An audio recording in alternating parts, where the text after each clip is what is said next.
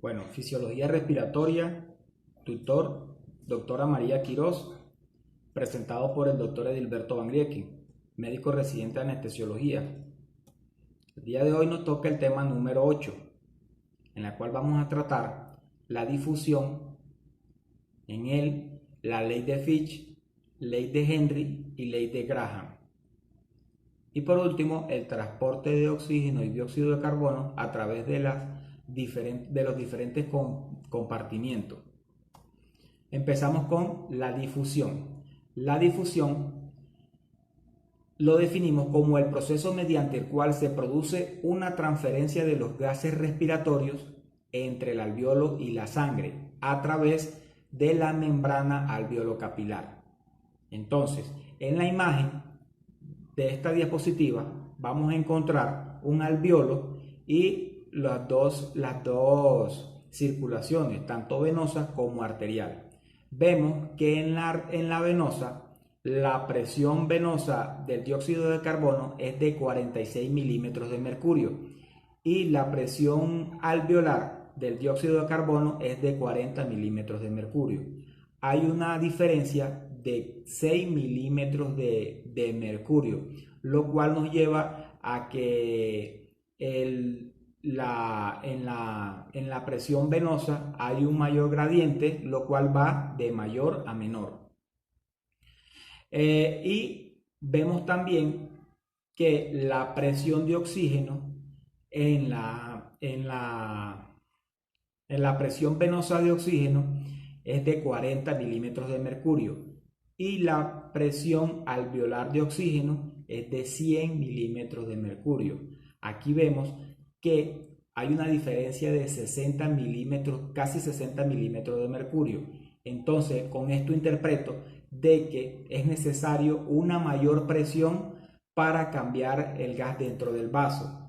Entonces, pregunto, ¿a qué se debe que el dióxido de carbono solo requiera 6 milímetros de mercurio, muy poco para difundirse, y a la vez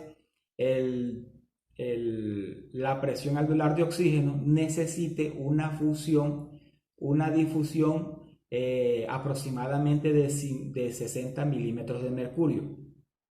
Esto lo vamos a entender o se lo voy a explicar en la siguiente diapositiva.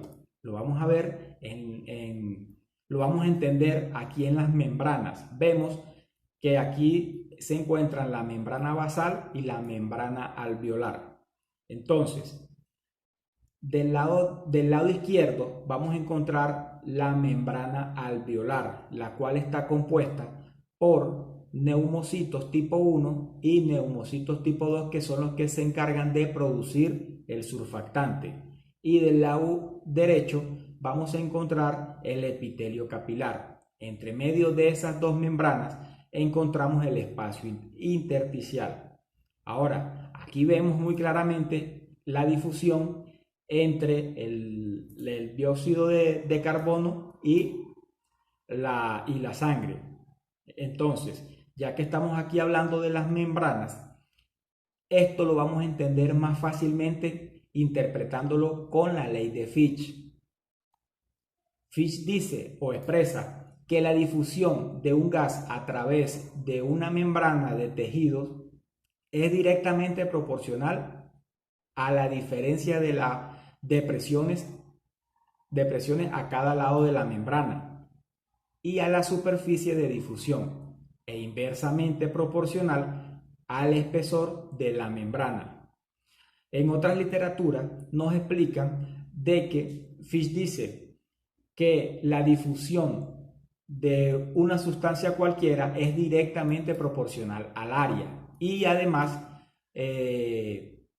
dice de que el coeficiente de la difusión de gases puede variar, como por ejemplo, el coeficiente de oxígeno es igual a 1, mientras que el coeficiente del dióxido de carbono es igual a 20. Entonces, el dióxido de carbono tiene 20 veces más posibilidades de difundirse, es más disoluble y por tal razón va a pasar cualquier barrera.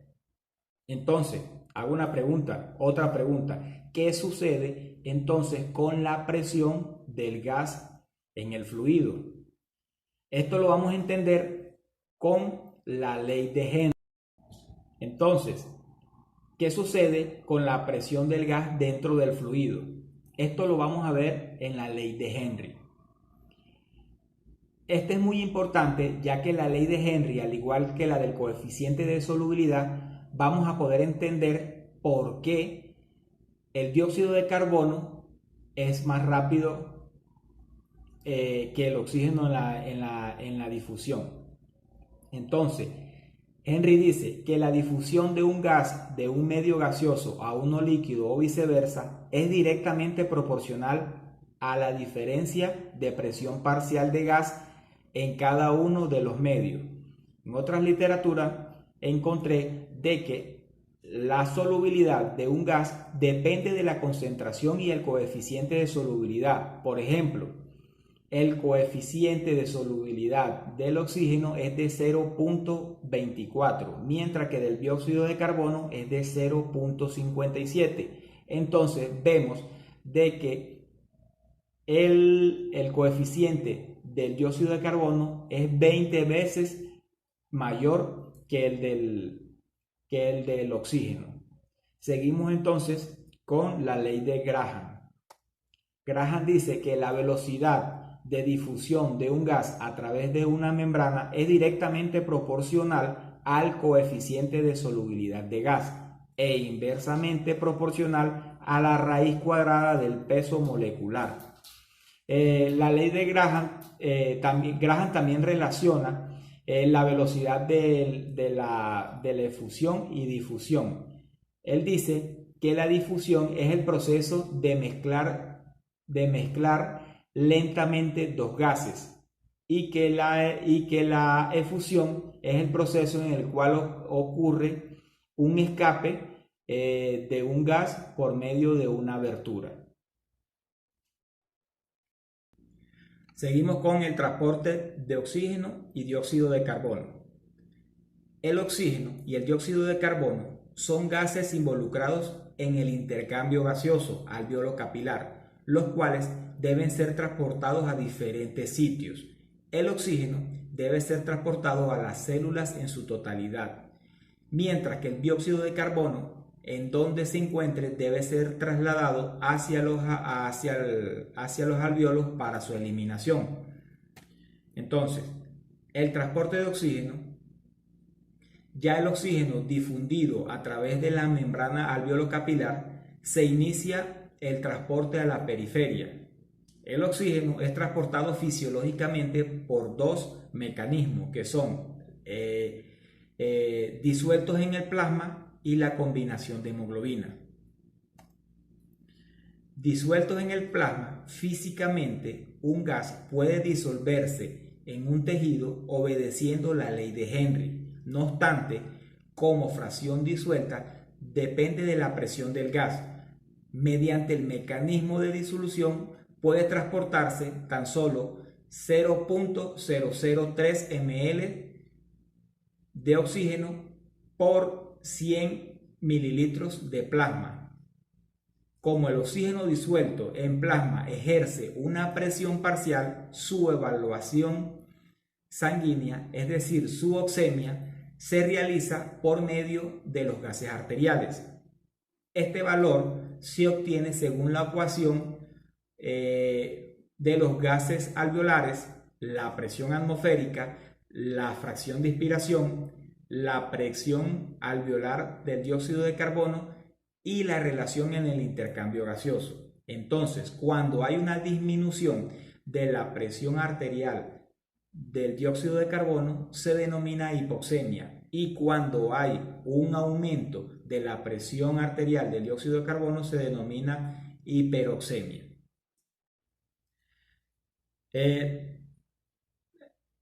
Entonces, bueno, oxígeno combinado con la hemoglobina.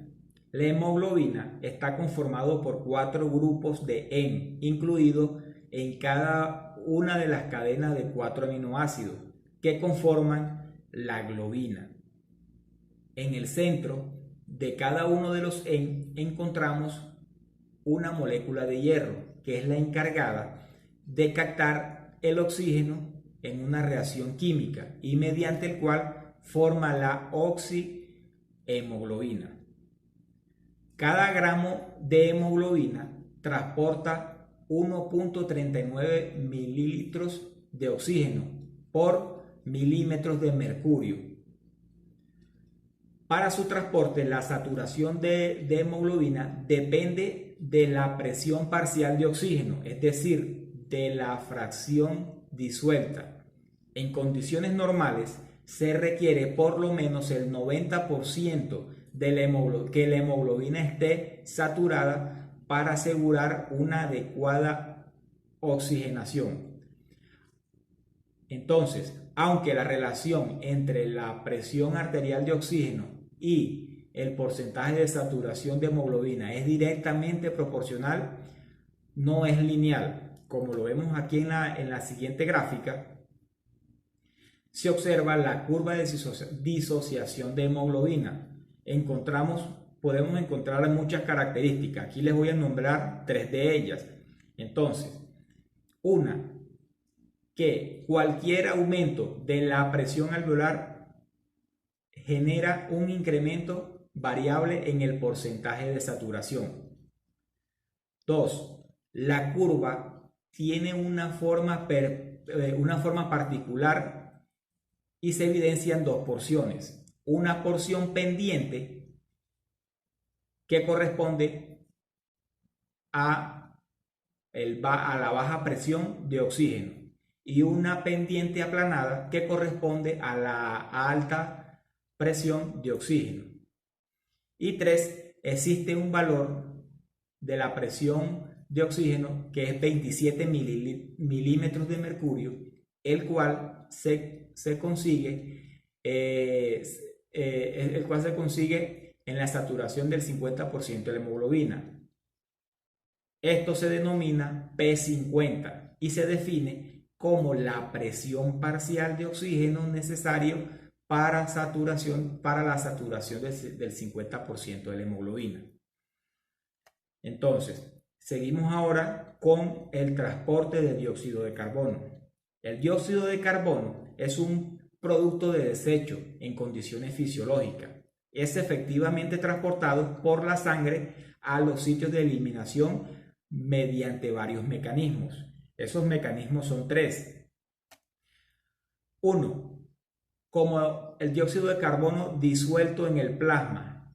Lo vamos a ver aquí en la imagen, en la número 1. Por gradiente de presión del dióxido de carbono producido en el tejido difunde al torrente sanguíneo entre el 5 y el 10% se disuelve en el plasma. 2. Como bicarbonato.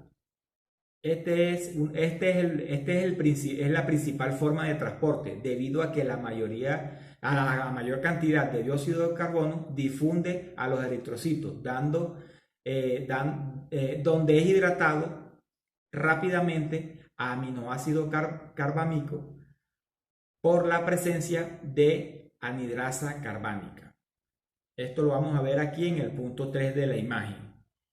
Y por último, como compuesto carbámico, el dióxido de carbono contenido en el eritrocito reacciona con los grupos aminos de las proteínas, principalmente con la hemoglobina, para conformar el compuesto carbámico. Entonces, aquí termino el tema número 8. Espero que haya quedado claro. Muchas gracias por su atención.